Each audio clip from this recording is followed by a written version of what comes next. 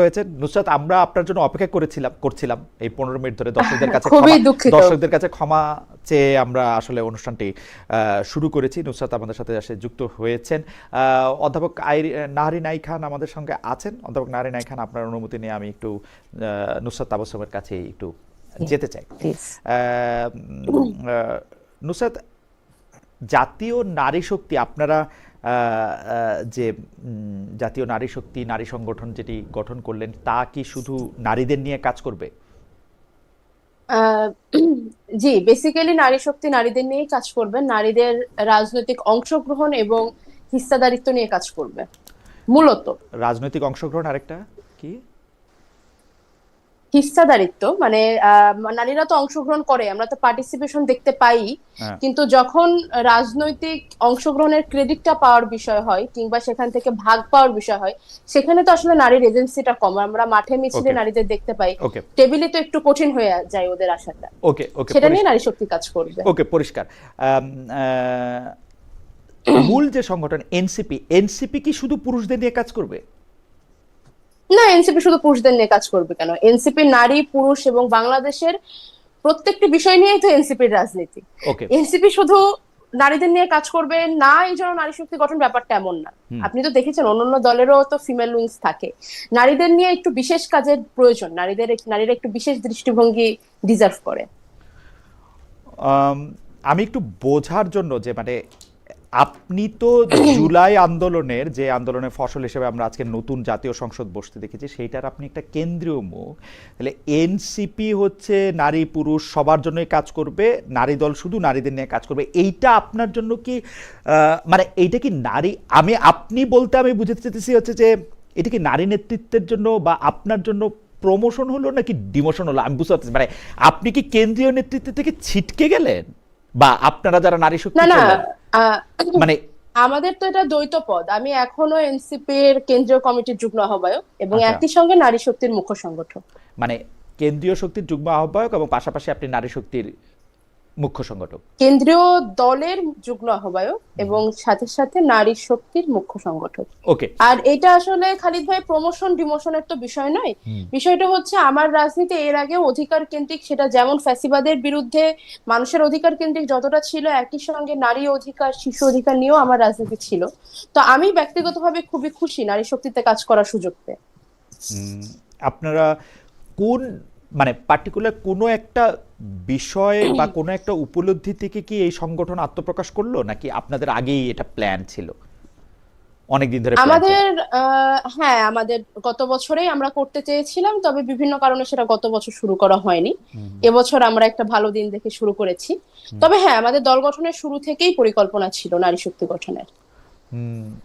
আপনারা কি মনে করেন যে এই সর্বশেষ যে নির্বাচন, এই যে নির্বাচনটা হলো, সেই নির্বাচনকে কেন্দ্র করে আপনাদের নারী নেত্রীদের একটা অংশ সেই নির্বাচনকে কেন্দ্র করে এনসিপির সাথে কিছুটা দূরত্ব তৈরি করেছে, কেউ কেউ এনসিপি ছেড়ে চলেও গেছেন, এইটা কি কোনোভাবে প্রভাব বিস্তার করে? মানে আমরা যদি বড় নামগুলি বলি, ডক্টর তাসনিম জারা বা ডক্টর তাজনুবা জাবিন বা আরও যারা আছেন, সামান্তা শারমিন ইলেকশন করেন নাই, আপনি কি মনে করেন যে এইটা আসলে এই নারী শক্তিটা করার ফলে তাদেরকে মানে মানে আবার ডাকা বা তাদের সাথে আবার একীভূত হওয়াটা সম্ভব হবে, বা তাদের যে কজটা তারা দেখিয়েছিলেন যে নারীদের কথা মানা হচ্ছে না, আমি জানি না সেইটা কি আসলে ঠিক হবে? কারণ তাদের মধ্যে থেকে আমি এটা বলতে শুনছি যে ব্যাপারটা জামায়াতে ইসলামী না, যে জামায়াতে ইসলামীর সাথে এনসিপি যাচ্ছে বলে যে আমরা আলাদা হচ্ছি, ব্যাপারটা ওরকম না, আমাদের আলাদা,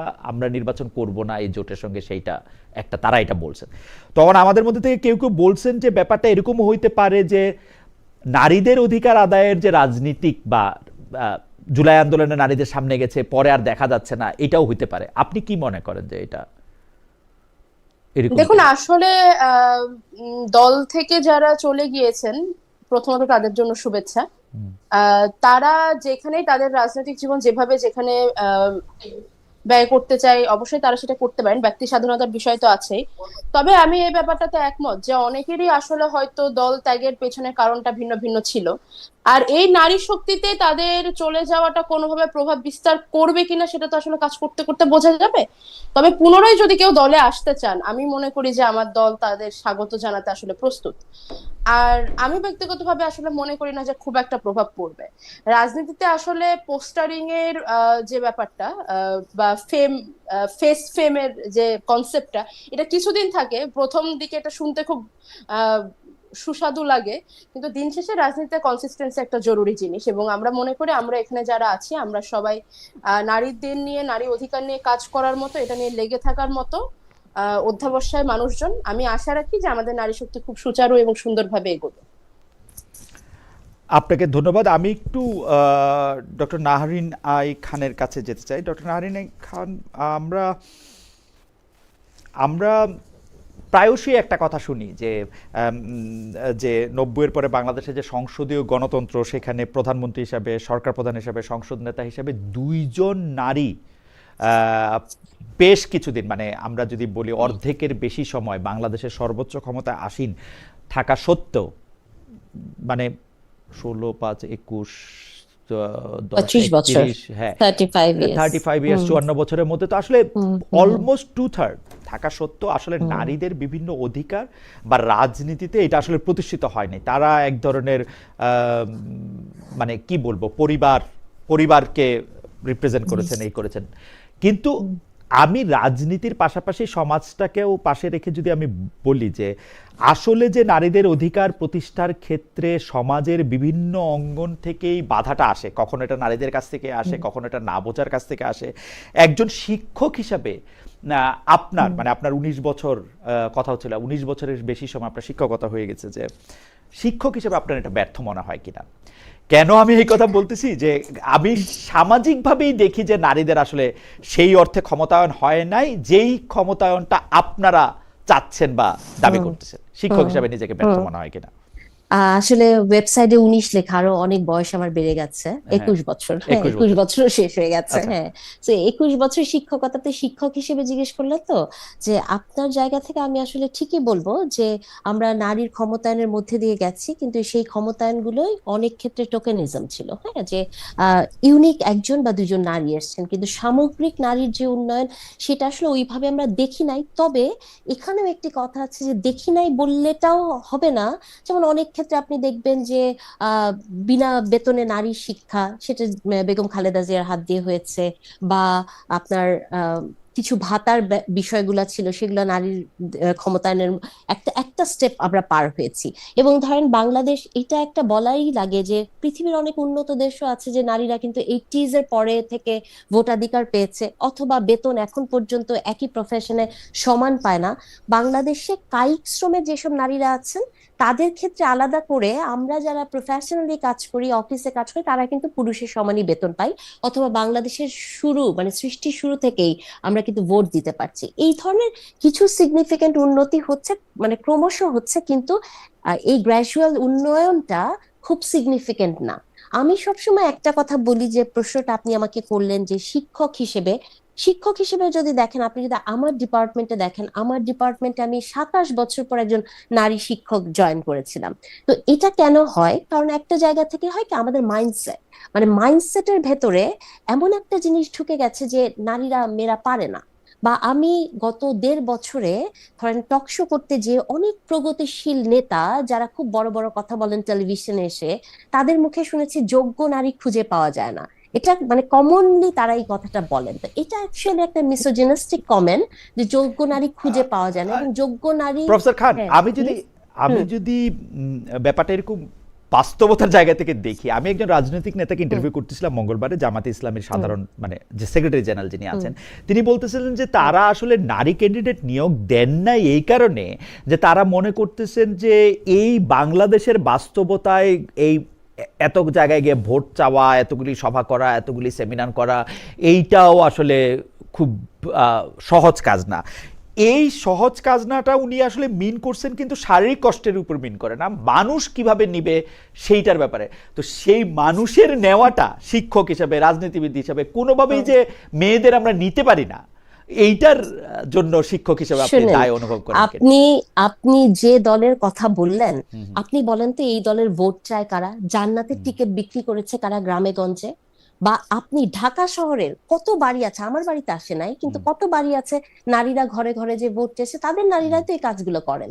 তাহলে যে দল খুব দাবি তোলেন যে তাদের নাকি 43% হচ্ছে নারী সমর্থক আছেন, কর্মী আছেন, এবং সেই নারী কর্মীদের তারা গ্রামের প্রত্যন্ত অঞ্চলে তারা পাঠায় জান্নাতের টিকিট বিক্রি করার জন্য, সেই দলের নেতা যখন আপনাকে এই কথা বলেন যে কিন্তু নারীদের কিন্তু কিন্তু কিন্তু আপা, আমি এই জিনিসটা বুঝি না, জান্নাতের টিকিট বিক্রি এত খারাপই বা কেন? মানে আমি যদি মনে করি আমার আমার মৌলিক বা মরাল জায়গাটা হচ্ছে এরকম যে আমারে ভোট দিলে আল্লাহ খুশি হবে, এটা আমি বলতে পারবো না?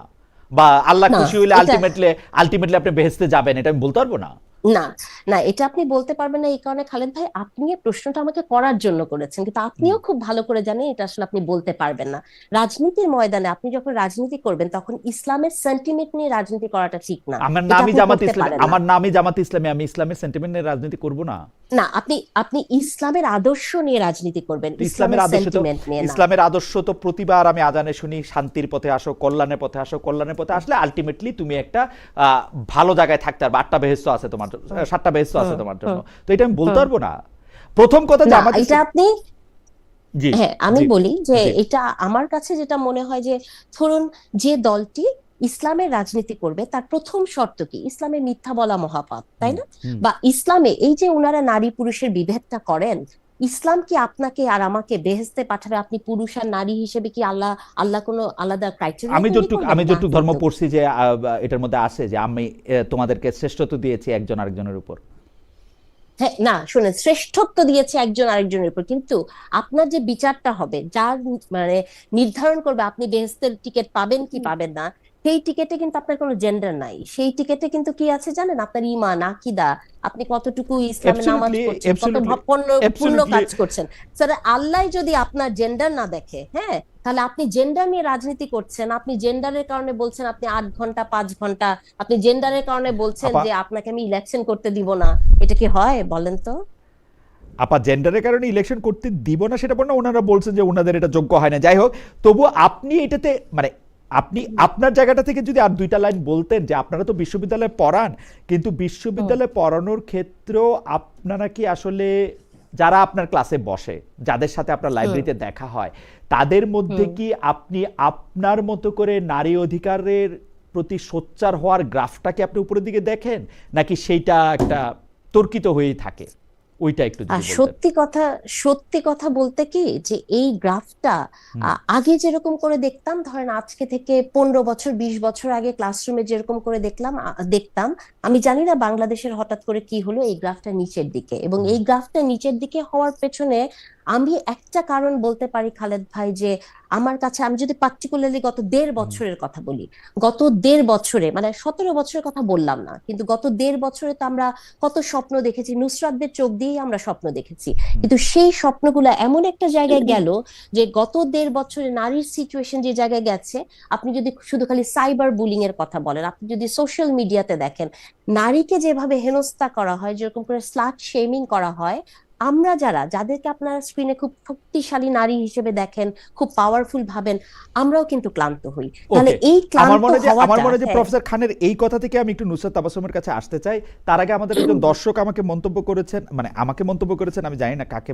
নিশ্চয়ই আমি প্রশ্ন করতেছি, আমাকেই নিশ্চয়ই করেছেন। ওনার নাম গৌরব জিএস, যতদূর পড়তে পারলাম। উনি বলছেন আপনি পাগলের মতো কোশ্চেন করেন না। ঠিক আছে ভাই, থ্যাংক ইউ।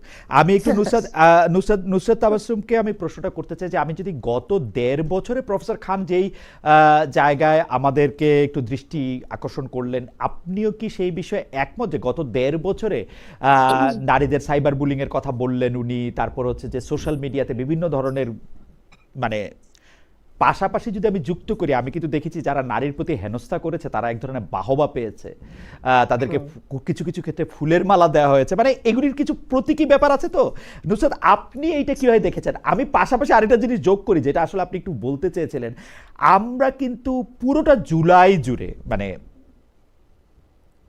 জুলাই জুড়ে অনেক মেয়েদের দেখেছি যারা সামনে থেকে ওই অবস্থান না নিলে হয়তো হাসিনা রেজিমের পতন এত সহজে সম্ভব হতো না। আমরা দেখেছি যে ঢাকা বিশ্ববিদ্যালয়ের একটি হল থেকে, আমার যদ্দূর মনে আছে আমি জার্মানিতে ছিলাম, ঢাকা বিশ্ববিদ্যালয়ের হল থেকে সত্যিকারের বড় প্রতিবাদ তখন শুরু হয়েছে। আপনি এটা মনে করেন কিনা যে এই নারীদের প্রতি আন্ডারমাইন করা হয়েছে, তাদেরকে মেইন স্ট্রিম থেকে সরিয়ে দেওয়া হয়েছে, তাদেরকে সরিয়ে যেতে হয়েছে? একজন প্রতিনিধিকেও আমরা আসলে সেই অর্থে দেখি নাই যে যাকে আসলে কেন্দ্রীয় নেতৃত্বের মধ্যে আমরা আসতে দেখেছি। এইটা একটা। আর মেয়েদের প্রতি আসলেই অনেক অন্যায় করা হয়েছে কিনা, হচ্ছে কিনা, এই 18 মাসটাকে সামনে রেখে যদি একটু বলেন। খালেদ ভাই ধন্যবাদ। আসলে প্রথমত একটু সংশোধন করে দিই, বেহেশত মানে জান্নাত 8টা, জাহান্নাম 7টা, আপনি একটু গুলিয়ে ফেলেছেন। পরে আবার ঠিক করেছি, আবার দ্বিতীয়ত আপনি যদি শুনতেন তাহলে আবার পরে আবার ঠিক করেছি, আপনি এটাও হ্যাঁ, শুনতেন আর কি। আর আরেকটা বিষয় হচ্ছে, আমি 1.5 বছর আলাপে যাবো, আমি 1.5 মিনিটের কথা বলি। গত 1.5 মিনিটে আপনার এই লাইভ চ্যাটের আমি একটু দেখছিলাম, একটা কমেন্ট এরকম আসলো যে নাহরিনকে দেখলে তো হিরোইনচি মনে হয়, আর একটা কমেন্ট এমন আসলো তাবাসসুম কি ফেন্সিডিল খেয়েছে।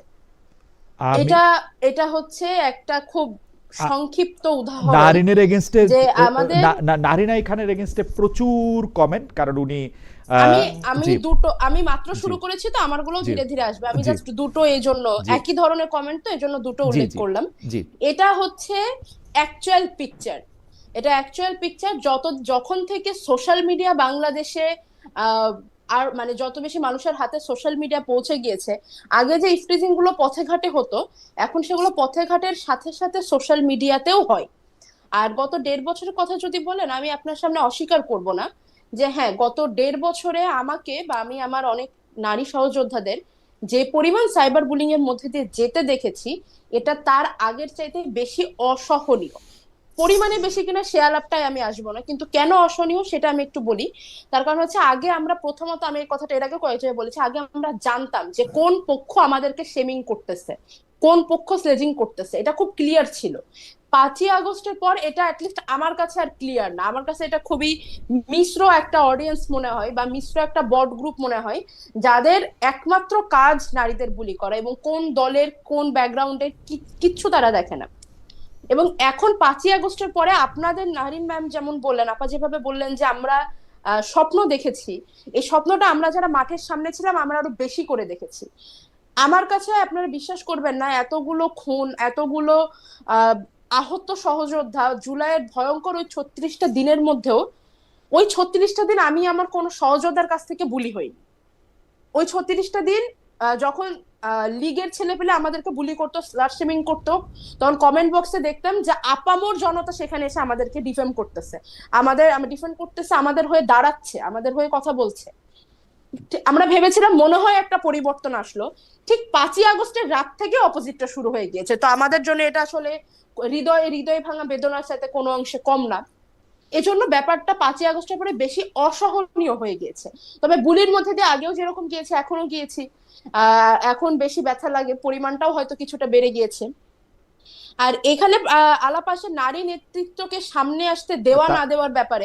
তাবাসসুম, আমি একটু জানতে, মানে একটু মাঝখানে এই প্রসঙ্গটা একটু প্রশ্নটা করে রাখি, আপনার কাছে এরকম মনে হয় কি না যে যে বুলিংটা 5 আগস্টে পরে হইতেছে, সেইটা অনেক বেশি ওইটা টার্গেট হচ্ছে মেয়েদের পোশাক বা মেয়েরা কি রকম ভাবে কথা বলতেছে সেইটার উপর, এবং সেইটার ক্ষেত্রে এক ধরনের দঙ্গলবাজি আরোপ করা হচ্ছে, সেইটা আপনার কাছে মনে, বা সেইটা আপনার কাছে কখনো মনে হয়েছে কিনা? মানে আমি আমার কাছে দেখুন, 5ই আগস্টের পর ওই যে বললাম ব্যাপারটা বেশি অসহনীয়, মানে আঘাতের পরিমাণটা আগের চাইতে, হ্যাঁ আগের চাইতে বেড়েছে, কিন্তু সেটা হয়তো 19-20, কিন্তু ভাষাটা বা টার্গেটিংটা, ওটার ফ্রিকোয়েন্সিটা আগের চাইতে অনেক বেশি। আর ওই যে বললাম যে এখন কখনো কখনো মনে হয় যে এরা তো একসময় সহযোদ্ধা ছিল। আমি জানি না, যে ছেলেটা আজকে জামাতের পক্ষে লেখে ফেসবুকে, সে এসে যদি আমাকে বুলি করে, আমার মনে হয় যে না, আমরা তো জুলাইতে, আমরা তো পাশাপাশি দাঁড়িয়ে আন্দোলন করেছি। ছাত্র দলের যে ছেলেটা, আমরা জুলাইতে পাশাপাশি দাঁড়িয়ে আন্দোলন করেছি, দেশের কোনো না কোনো জায়গাতে সে আমাদের জন্য কথা বলেছে, আমরা তাদের জন্য কথা বলেছি। তারা যখন আজকে এসে লেখে আমাদের বিরুদ্ধে বা এই ধরনের, ধরে নিচ্ছে এদের কোনো রিয়েল আইডেন্টিটি নাই, কিন্তু বট আইডিও তো কোনো না কোনো মানুষই চালায়, তো সেখানটাতে খারাপ লাগে, যে ব্যথাটা বেশি লাগে। আর এখানে যদি বলেন যে পথে ঘাটে নারী হেনস্থা, এক তো আমি দোষ দিব মানে ইন্টারিম সরকারের প্রতিও আমার এই অভিযোগটা গত আমলেও ছিল। বর্তমান নতুন সরকার তো মাত্র শুরু হয়েছে, আমি এখনই আসলে দোষ দিতে চাচ্ছি না। তবে আলটিমেটলি পুলিশের যে একটা নজর আন্দাজ করার প্রবণতা, আমার কাছে সবসময় মনে হচ্ছে 5ই আগস্টের পর পুলিশের মধ্যে, আমি জানি না আমার এই কথাটা কিভাবে নেওয়া হবে, কিন্তু ওদের মধ্যে একটা বেশ আহ অবহেলাজনিত একটা দৃষ্টিভঙ্গি তৈরি হয়েছে যে আহ জুলাইতে তোরা পুলিশের শাসন মানলি না, পুলিশ আমরা শাসন করতে গেলাম সেটা তোরা এভাবে আটকাইলি, এখন আমরা কিছু করব না, এই টাইপের একটা প্রতিশোধ পরায়ণতা থেকে প্রতিশোধ পরায়ণ টাইপের একটা নির্লিপ্ততা আমার চোখে পড়েছে। আমার কাছে মনে হচ্ছে পুলিশ যদি আরেকটু সক্রিয় থাকতো, রাস্তাঘাটে অন্য যে কোনো মবের মতো নারীর প্রতি হেনস্থাও আরেকটু কম হতো। আর একই সাথে নারী হেনস্থাকারীদেরকে ফুল দিয়ে বের করে নিয়ে আসা বা ইত্যাদি ইত্যাদি, এগুলো কারা করছে আমি জানি না, ওই আমলেও আমি বলেছি, আমি এখনো বলতে চাই, যারা এগুলো করছে, যারা এদের পেছনে আছে, দে ডিজার্ভ পানিশমেন্ট। কারণ নারী হেনস্থাকারী বলেই শুধু না, যে কোনো অপরাধকে অপরাধ এবং অপরাধীকে সেলিব্রেট করা মানেই অপরাধকে উস্কানি দেওয়া।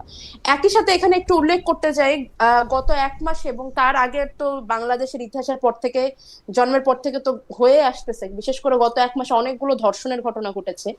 যখন অপরাধের শাস্তি নিশ্চিত হয় না, তখন সেই অপরাধটা আশকারা পায়, উস্কানি পায়। তো আমি আপনার এই লাইভের মাধ্যমে, আপনার ভিডিওর মাধ্যমে আমি আসলে অনুরোধ জানাতে চাই যে অন্য যে কোনো সামাজিক আন্দোলনের সাথে সাথে ঘটে যাওয়া মানে অপরাধগুলোর বিচার নিশ্চিত করার জন্য আমাদের আসলে কাজ করা উচিত, এটা নিয়ে আমাদের মাঠে থাকা উচিত। নুসরাত, আপনাকে ধন্যবাদ। আমি একটু প্রফেসর নারিন আই খানের কাছে যেতে চাই যে আপনি মনে করেন কিনা যে আইন শৃঙ্খলা বাহিনীর নিষ্ক্রিয়তা গত 1.5 বছরে বা 18 মাসের সময়ের মধ্যে থেকে এগুলি উস্কে দিয়েছে, এবং এই বিচারহীনতার যে একটা সংস্কৃতি, যে ধর্ষণ বাড়া বা নারীর প্রতি নিগ্রহ বাড়া, সেগুলির ক্ষেত্রে সেটা আপনি মনে করেন কিনা? আমাদের একজন দর্শকের মন্তব্য আমি পড়ে শোনাতে চাই। ওনার নাম সৌরভ মুন্সি। উনি বলছেন, খালেদ ভাই, আমার প্রশ্ন, কারো ভালো কাজের জন্য যদি আমি জান্নাতে যাই, ওই ব্যক্তিকে ভোট দিলে উনি যদি খারাপ কাজ করেন, তার জন্য কি জাহান্নামে যাব কিনা? আর জান্নাত জাহান্নামের ব্যাপারে আমি আসলে জানি না। আল্লাহ বলে রাখছেন যে ওইটার বিচার, ওইটা উনার বিচার। এইটা আসলে প্রতীকী অর্থে অনেক সময় এটা এরকম বলা হয় যে ভালো কাজ করলে মানুষ স্বর্গে যাবে, ভালো কাজ করলে খারাপ বা দোজকে যাবে। কিন্তু ব্যাপারটা হচ্ছে যে আল্লাহ কে বেহেশতে যাবে, কে দোজকে যাবে, এটা নির্ধারণের মানে ভার কাউকে দেন নাই, আমি যতটুকু ধর্ম জানি আর কি, বুঝি। জি, প্রফেসর নারিন আই খান। তাহলে এই যে আপনি বললেন আল্লাহ কাউকে দেন নাই, এই দায়ভারটা, এটা থেকে বোঝা যায় যে ইসলামের সেন্টিমেন্ট নিয়ে রাজনীতি করা যায় না, তাই না ভাই? না, কিন্তু সেটা আপনি বললেন। কিন্তু ডক্টর খান, আচ্ছা, আমি ব্যাপারটা এরকমভাবে দেখতে চাই যে এই না, প্রসঙ্গে আমরা আমি আচ্ছা, একটু জাস্ট 2টা লাইন বলি যে আপনারা ব্যাপারটাকে যেভাবে দেখতেছেন, যিনি বলতেছেন যে ভাই জামাতে ইসলামে, যদি কেউ বলেও থাকেন জামাতে ইসলামেরকে ভোট দিলে আপনি জান্নাতে যাবেন, ব্যাপারটাকে কেউ, এই পৃথিবীর কেউ রায় হিসাবে দেখা তারে ভোট দেবে, ব্যাপারটা এরকম না। অনেক সময় অনেক কিছু না, পায়া সুইচ থাকে না। আপনি না, যদি দেশের জন্য মরেন, তাহলে এখানে সারা জীবন আপনি শহীদ হবেন। আপনাকে খালেদ ভাই, জি জি এখানে একটা জিনিস অ্যাড করি, আপনি হয়তো গ্রাউন্ড রিয়ালিটি জানেন না। এরকমও ঘটনা ঘটেছে যে কোরআন শরীফ নিয়ে যাওয়া হয়েছে বা বাচ্চার মাথায় কসম কাটিয়ে বলা হয়েছে। আপনি জানেন বাংলাদেশে অনেক নারীরা আছেন অশিক্ষিত বা গ্রামের, তাদের কাছে ধর্মটা একটা মেজর রোল প্লে করে। এই কাজগুলা করা হয়েছে। আর যেহেতু এটা নিয়ে এত কথা ওঠে, তার মানে হচ্ছে কি, যদি এটা নর্মাল একটা জায়গায় থাকতো তাহলে তো এটা হতো না। আপনি দেখেছেন জান্নাতের টিকিট বিক্রি নিয়ে আসলে এটা রেটরিক অর্থে কিন্তু এখন আর ব্যবহার করা হয় না, এটা কিন্তু রিয়েলি মাঠে ঘাটে পথে হয়েছে। সো এটা আসলে অনেক ক্ষেত্রে আপনাকে কোরআন শরীফ স্পর্শ করে, বাংলাদেশে অনেক মানুষ আছে এখনো মানে একটা শপথ করে ফেলেছে, বের হতে যে পারে ভোট না। দেওয়ার সময় কোরআন শরীফ স্পর্শ করে বলে যে আমি অমুককে ভোট দিব, সে কোরআনও বিশ্বাস করে না, ভোটও বিশ্বাস করে না, সুতরাং তাদের কথা আপনি আলাদা করে রাখতে পারেন। এটা নিয়ে আমি আপনার সাথে, আপনি গবেষক মানুষ, এটা নিয়ে আমি পরে কথা বলবো, কারণ আমিও আসলে মাঠের রিপোর্টার ছিলাম, আমি মাঠের রিয়েলিটি এখনো একটু জানি।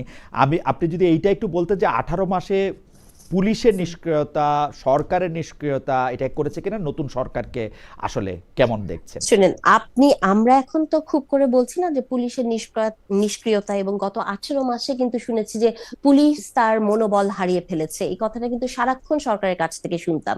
কিন্তু জানেন, ইলেকশনের পরের দিনই সরকারি লোকজন, মানে তখনকার সরকার, অন্তর্বর্তীকালীন সরকারের লোকজনই বলা শুরু করলো যে পুলিশ খুবই নাইস একটা কাজ করেছে, এত সুন্দর ইলেকশন করেছে, তারা খুব দায়িত্ব পালন করেছে। তার মানে দেখেন, মানে কয়েকদিন আগে পর্যন্ত পুলিশের মনোবল খুব ভাঙা ছিল, পরের দিনই পুলিশ যখন একটা ভালো ইলেকশন করলো তখন তাকে প্রশংসা করা হচ্ছে। তার মানে আমি এটাকে এমন একটা ফ্রেমওয়ার্কে দেখতে চাই যে পুলিশকে আসলে অন্তর্বর্তীকালীন সরকার এমন একটা জায়গা থেকে ব্যবহার করেছেন যে ব্যবহারটা আসলে অনেকখানি রাজনৈতিক এবং অনেকখানি তাদের প্রয়োজনে এবং তাদের সুবিধাজনক জায়গায় রাখার জন্য তারা এটি করেছেন। এখন পুলিশের যে নির্লিপ্ততার কথা আমরা বলি, সেই নির্লিপ্ততা আমরা দেখেছি। আবার কিছু ক্ষেত্রে আপনি দেখবেন, যদি নারী হেনস্থার সাথে তো আবার মবেরও একটা সম্পর্ক আছে। আপনি যদি মব দেখেন, মবকেও যখন কন্ট্রোল করা হয়েছে, আপনার মনে হয় না যে অনেক সিলেক্টিভ ওয়েতে মবকে কন্ট্রোল করা আমার হয়েছে? মনে হয়, মানে মব হলো, হ্যাঁ, আমার অনেক মনে হয়। ক্ষেত্রে। এবং ধরেন যে কথাগুলো সব জায়গায় বলি যে কিছু মব গরম পানি পায়, কিছু মব ঠান্ডা পানি পায়, তাই না? এরকম হুম, মবের প্রতিও কিন্তু এক ধরনের সহনশীলতা দেখানো হয়েছে, আদর হুম, যত্ন করা হয়েছে। তার মানে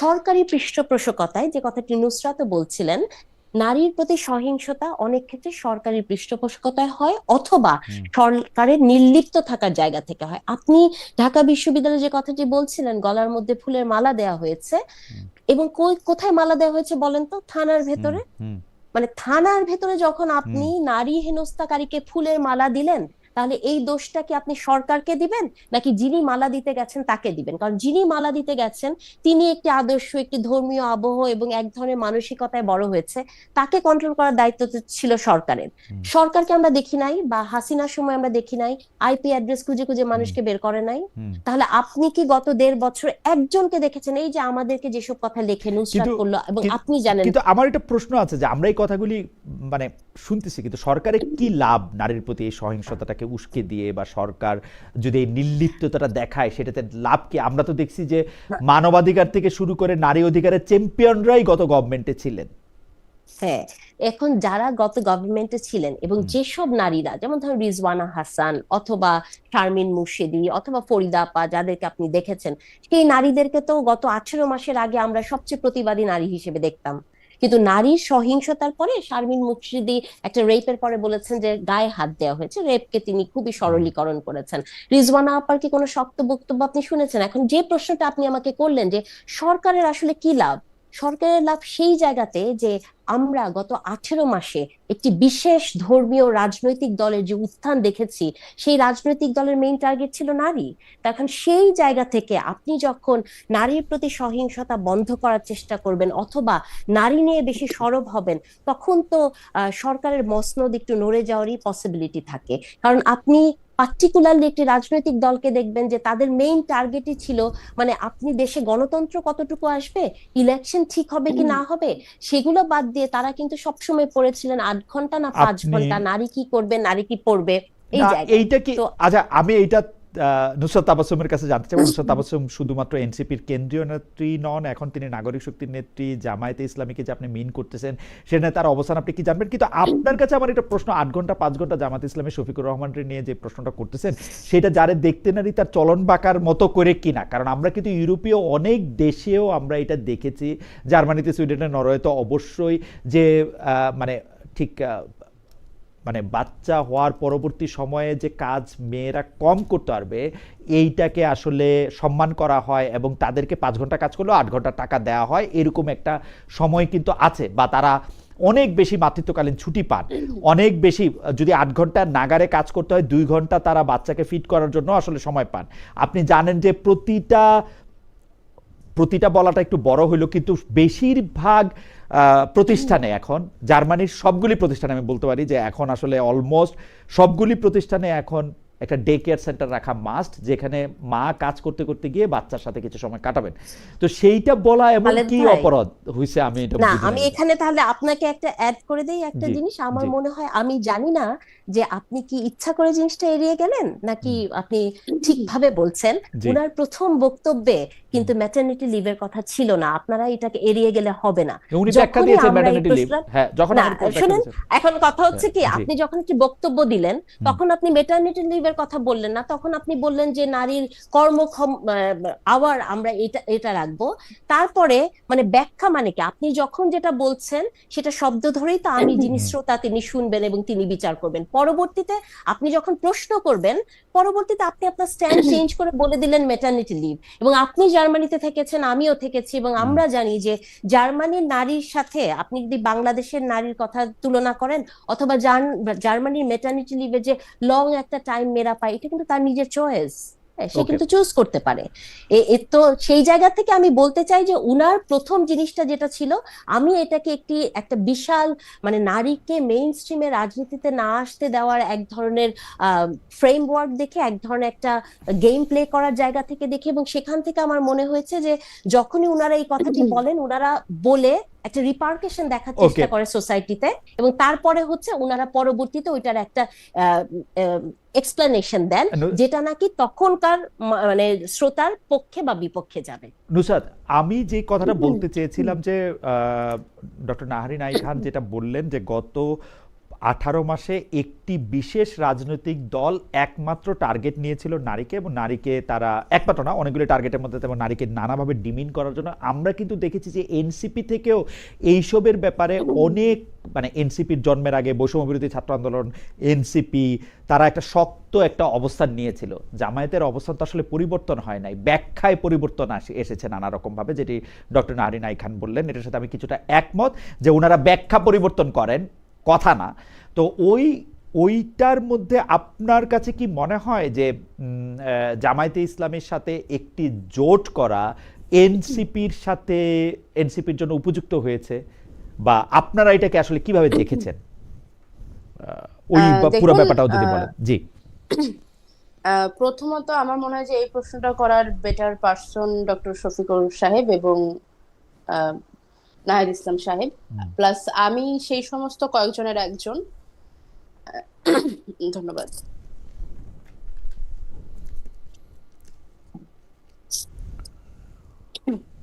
বাংলাদেশে আবহাওয়া পরিবর্তন হচ্ছে তো সবাই একটু একটু অসুস্থ, সরি। তো হ্যাঁ, এই প্রশ্নটা করার জন্য পারফেক্ট মানুষ হবে ডক্টর শফিক এবং নাহিদ ইসলাম। আর আমি সেই সমস্ত কয়েকজন মানুষের একজন যারা মনে করেছিল যে এই জোটটি না হয়ে স্বতন্ত্র নির্বাচন হলেই বোধহয় ভালো হতো। কিন্তু আমাদের অবস্থানটা বা আমাদের এই বক্তব্যের বেসিক কারণটা ছিল পলিটিক্যাল।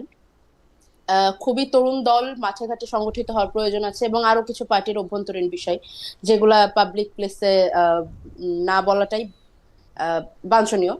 তবে যদি আপনি আদর্শের কথা নিয়ে আসেন, তাহলে আমি আসলে মনে করি যে হ্যাঁ, এই নারী প্রশ্নগুলো প্রত্যেকটি রাজনৈতিক দলের ইনক্লুডিং এনসিপি অবশ্যই অ্যাড্রেস করা উচিত। এবং এই জোটটি একটি নির্বাচনকালীন জোট ছিল, এতে কিন্তু জামাতের রাজনীতি এবং এনসিপির রাজনীতি এক হয়ে যাচ্ছে না। এনসিপির রাজনীতি এনসিপি করছে, জামাতের রাজনীতি জামাত করছে। আর ব্যক্তিগতভাবে আমাকে যদি জিজ্ঞেস করেন যে জামাতের এই সমস্ত বক্তব্যের ব্যাপারে আমার কি মন্তব্য, সেক্ষেত্রে আমি বলবো যে বাংলাদেশ একটি তৃতীয় বিশ্বের উন্নয়নশীল দেশ। পৃথিবীর প্রথম সারির যে সমস্ত উন্নত দেশগুলো রয়েছে, সেই সমস্ত দেশের অর্থনৈতিক ব্যবস্থার সাথে আমরাও চাই যে আমাদের বাংলাদেশ একটু ওই পর্যায়ে যাক। কিন্তু সেটাকে মাথায় না রেখে হুটহাট কোনো একটা মন্তব্য করে দিলেই সেটা যে আসলে, আমি যদি যে কোনো আদর্শিক এবং সামাজিক অবস্থানটা ছেড়েও রাখি, শুধুমাত্র অর্থনৈতিক দিকটাও যদি বিবেচনা করি, আমি মনে করি না এটা সম্ভব। বরং এটাকে আমার নির্বাচনকালীন বক্তব্য হিসেবেই আমি ধরবো। তাবাসসুম, আমি একটু জিনিসটা একটু বলি যে আমি কিন্তু জামাতে ইসলামীকে দেখি হচ্ছে এরকম, জামাতে ইসলামীরা আসলে জামাতে ইসলামী যারা সমর্থন করতেছেন তারা চান না যে মেয়েরা বাইরে কাজ করুক, কারণ এইটা একটা দুইটা বক্তব্য তো না, মানে অসংখ্য বক্তব্য এরকম আসছে যে মেয়েরা ঘরের রানী হয়ে থাকুক, মেয়েদের আসলে কাজ করার চেয়ে আমরা তাদের অন্য দায়িত্ব নিব, পড়াশোনাটা তাদেরকে এক্সক্লুসিভভাবে আলাদাভাবে করার, আপনি জানেন সেগুলি বক্তব্য। এনসিপিকে আপনি নির্বাচনকালীন জোট বলছেন, এবং আমরা জানি যে আপনি আসলে নির্বাচনকালীন জোটের পক্ষে ছিলেন না, কিন্তু আদর্শ ছাড়া তো নির্বাচনকালীন জোট হয় না।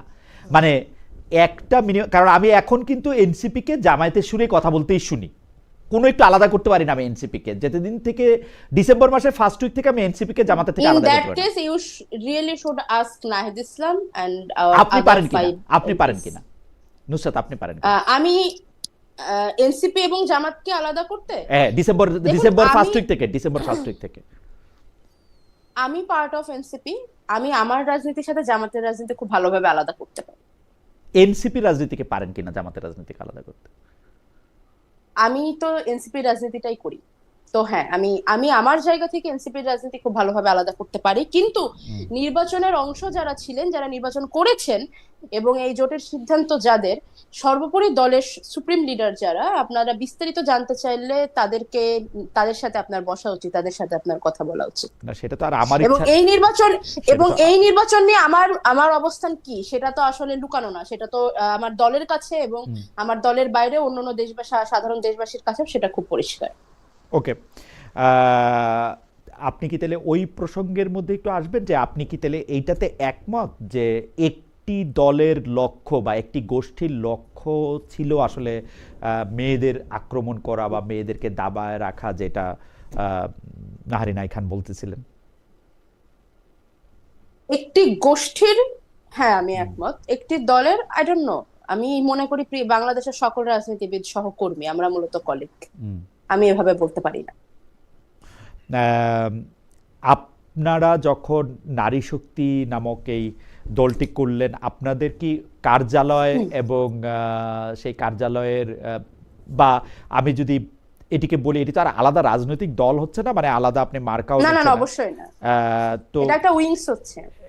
এইটার কি কোনো একটা যেটাকে বলে হচ্ছে যে এক ধরনের ইশতেহার তো নির্বাচনের আগে থাকে, এক ধরনের পার্টি ম্যানিফেস্টো, এরকম কোনো কিছু থাকবে, বা ওইগুলির মধ্যে কি মানে আপনারা কোন বিষয়গুলিকে সামনে রাখবেন, এরকম কোনো কিছু কি ঠিক করেছেন নাকি ইটস টু আর্লি? আমরা এগুলো নিয়ে কাজ করছি, মাত্র তো মানে 2-3টা দিন গেল, খুব দ্রুতই আপনারা জানতে পারবেন, খুবই দ্রুত। আচ্ছা, আমি একটু আবার নাহারিন আই খানের কাছে যাই। এই প্রশ্নটা আপনাদের দুজনের জন্য অনেক কমন, যে দুজনের জন্যই কমন, কিন্তু আমি নাহারিন আই খানকে শুনতে চাই যে আপনারা প্রথমেই কিন্তু বলেছিলেন যে সাইবার বুলিং থেকে শুরু করে হ্যারাসমেন্টের কথা, বিশেষ করে যেহেতু এখন আমরা সাইবার জগতেই বেশি বাস করতেছি বড় জগতের থেকে, এবং আমরা যারা সমাজের একটু প্রিভিলেজড অংশ, মানে সমাজের নিপীড়িত অংশ থেকে বাইরে, তারা আসলে শারীরিকভাবে নিগৃহীত হওয়াটার চেয়েও এখন অনেক বেশি মানসিকভাবে নিগৃহীত হচ্ছে। যারা সমাজের পিছিয়ে পড়া অংশ, তারা অনেক বেশি শারীরিকভাবেও নিগৃহীত হচ্ছেন। এই যে বিরোধী পক্ষ থেকে ট্যাগিং, ট্রল করা, গালমন্দ করা, এগুলিকে আপনারা কিভাবে মানে ডিল করেন, বা আদৌ ডিল করেন কিনা, বা এটা ডিল করার জন্য শুধু আপনারা তো এখন বড় বড় মানুষ, যারা মাঝারি ধরনের মানুষ আছে তাদের প্রতি আপনাদের পরামর্শও বাকি, যেমন নাহারিন আই খানকে প্রচুর পরিমাণে ট্যাগিং এবং ট্রলের শিকার হতে হয়েছে জামাত ইসলামের একজন সমর্থকের সাথে তিনি বাকবিতণ্ডায় জড়িয়ে গিয়ে। জি।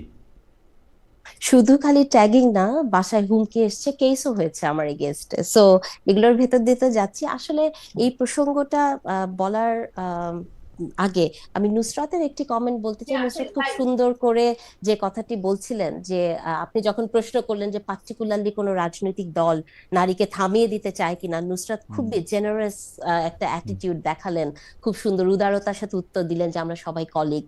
কিন্তু আমার দুঃখ লাগে, এনসিপির কাছ থেকে এটা আমরা এক্সপেক্ট করি না যে কলিগে কলিগে ভেদাভেদ। মানে আমার তো মনে হয় মির্জা আব্বাসও হচ্ছে ওনাদের কলিগ, তো ওনাদের দলের বিখ্যাত নেতারা যেভাবে করে গালাগালি করেন, এই মানসিকতা, নুসরাতের মানসিকতা যদি সবার থাকতো, তাহলে হয়তো মানে আমাদের চলার পথটা আরো অনেক এত বন্ধুর হতো না।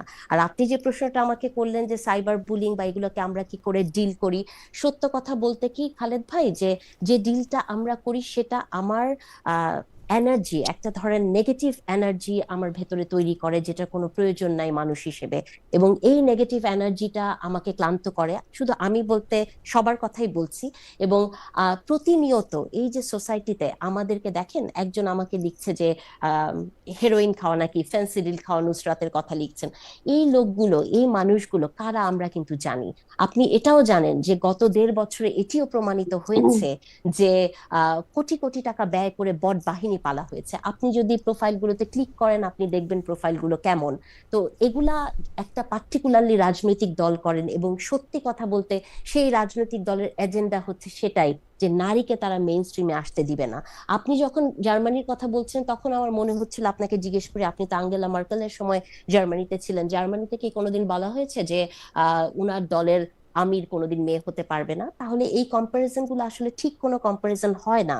এবং যে জায়গা থেকে কথাগুলো আসে যে আমাদের ডিল করার বিষয়গুলো, আপনি দেখবেন কত মেয়ে, মানে আমি যখন অনেকগুলো বিশ্ববিদ্যালয় ইলেকশনের আগে গেছি, কথা বলেছি, দেখেছি যে মেয়েগুলো মানে আমাদের মতো কথা বলতে চায়, কিন্তু এই যে পারিবারিক ভাবে বা সামাজিক ভাবে তাদের এই এই মানে ট্রলিং এর বিষয়গুলোতে এত খারাপ ভাবে যায়। ধরুন আমি একটা ছেলের মা, অনেক মানে দিন ধরে বিশ্ববিদ্যালয়ে পড়াচ্ছি, বয়সও হয়েছে, আমারও পরিবার আছে বা নুসরাতেরও পরিবার আছে। এই যে পরিবারের সামনে আপনাকে যে কমেন্ট গুলো, মানে আপনার মা পড়ছেন, আপনার ভাই পড়ছেন, আপনার বোন পড়ছেন, তো এগুলোকে ফেস করা আসলে অনেক কঠিন।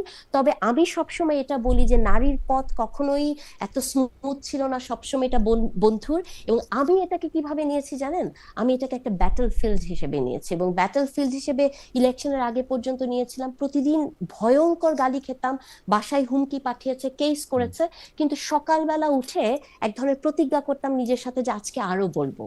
এটা ছিল একটা টার্গেট, এবং সেই টার্গেটটাকে মেনটেন করেছি। কিন্তু এটা আমাকে সত্যি মানসিকভাবে আমার টায়ার্ড করে ফেলে, আমার মনে হয় যে নাহরিন ক্লান্ত এখানে জবাব করে। দিয়েছেন। হ্যাঁ, আমরা একটু নুসরাত তাবাসসুমকে জানতে চাই যে এটা কিভাবে ডিল করেন।